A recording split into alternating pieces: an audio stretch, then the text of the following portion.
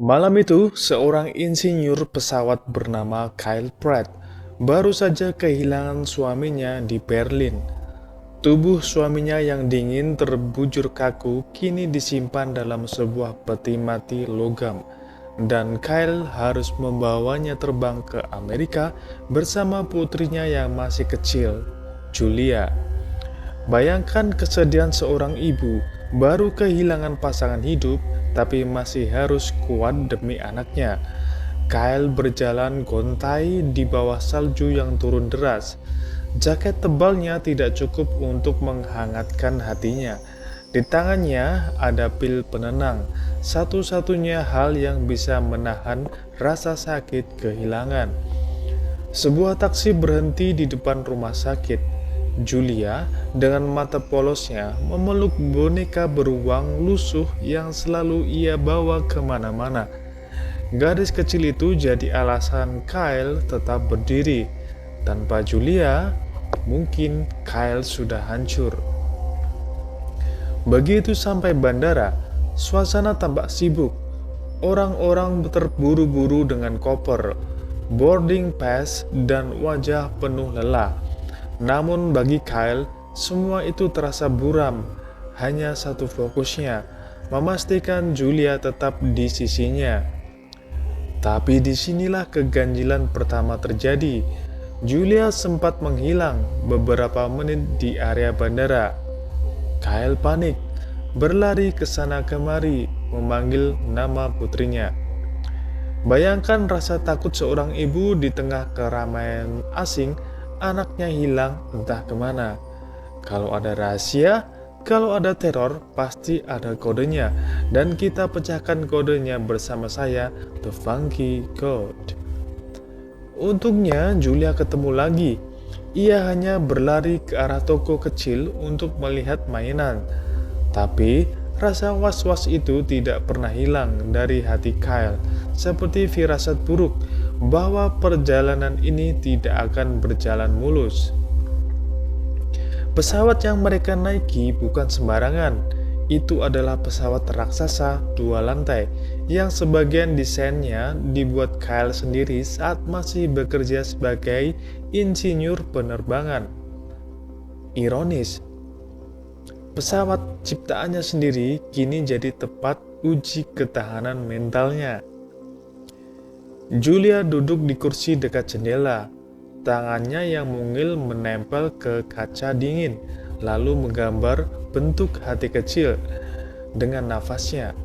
Sebuah momen manis, seakan tanda cinta untuk ibunya. Siapa sangka coretan polos itu nantinya akan menjadi petunjuk besar. Mesin mulai bergemuruh, pesawat melaju di landasan. Kyle yang kelelahan akhirnya tertidur sejenak.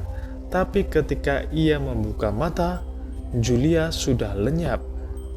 Hanya ada boneka beruang kecil yang tertinggal di kursinya. Dan Kyle tahu satu hal, Julia tidak pernah pergi tanpa boneka itu. Kyle langsung berdiri, panik. Ia berjalan menyusuri lorong kabin, menanyakan penumpang satu persatu. Apakah kalian lihat anak kecil di sini? Dia duduk di kursi ini tadi. Tapi anehnya, tak ada seorang pun yang ingin melihat Julia atau tidak ingat Julia. Para penumpang hanya menggeleng dengan wajah bingung. Beberapa bahkan merasa terganggu dengan teriakannya. Lebih menyeramkannya lagi, data penumpang di sistem pesawat tidak mencatat adanya nama Julia. Boarding pass-nya hilang. Tas kecilnya raib.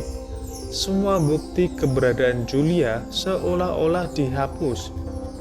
Kru pesawat mulai curiga. Seorang marshal udara bernama Carson ikut memantau dengan tatapan tajam. Bahkan sang kapten mulai mempertanyakan kondisi mental Kyle.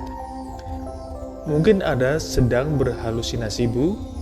Anda harus saja kehilangan suamimu.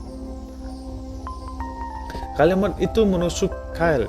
Itu tahu dirinya sedang berduka, tapi dia juga tahu Julia ada. Julia nyata.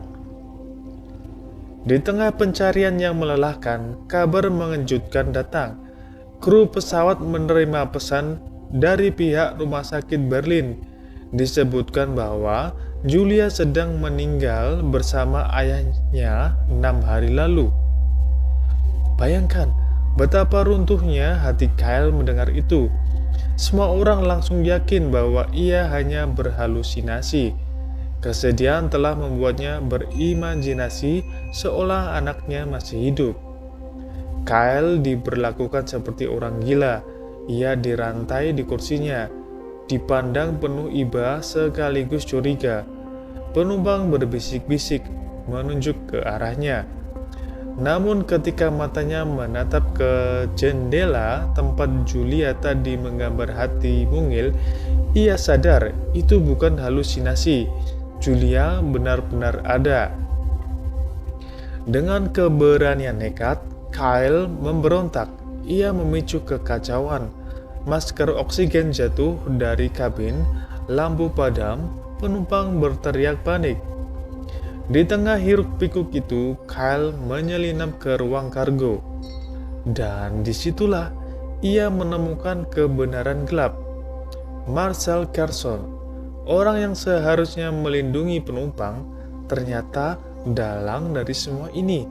Bersama seorang pramugari, ia merencanakan sabotase demi uang tebusan puluhan juta dolar. Julia diculik, dijadikan alat untuk memaksa Kyle membuka peti mati suaminya. Ya, di dalam peti itu bukan hanya jasad, tapi juga bahan peledak. Rencana mereka meledakkan pesawat, membunuh Julia, lalu menjadikan Kyle kambing hitam yang dianggap gila. Ketegangan mencapai puncaknya. Kyle akhirnya menemukan Julia yang tidak sadarkan diri di ruang rahasia pesawat. Carson muncul dengan pistol, matanya dingin, siap menghabisi siapa saja. Namun Kyle bukan ibu biasa, ia seorang insinyur, mengenal setiap celah pesawat itu. Dengan kecerdikannya, ia memancing Carson masuk ke ruang penyimpanan tahan api. Pertarungan sengit terjadi, dorongan, tembakan, suara logam beradu, hingga akhirnya Kyle menekan detonator. Ledakan mengguncang bagian pesawat, tapi ruang itu menahan api. Carson tewas di dalam, terkunci bersama bom yang ia buat sendiri. Pesawat akhirnya mendarat darurat, asap mengepul, lampu darurat berkelip.